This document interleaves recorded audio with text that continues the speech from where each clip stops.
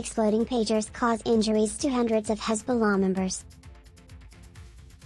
Communication pagers exploded, injuring hundreds of Hezbollah members in a shocking incident. The explosions occurred simultaneously, leaving many seriously wounded, according to Lebanese state media. Among the injured was Iran's ambassador to Lebanon, highlighting the incident's significance. Uncertainty remains regarding fatalities, as officials investigate the cause of the explosions. An official source suggested a possible Israeli attack, though the Israeli military declined to comment. Stay updated with the latest news by subscribing to our channel.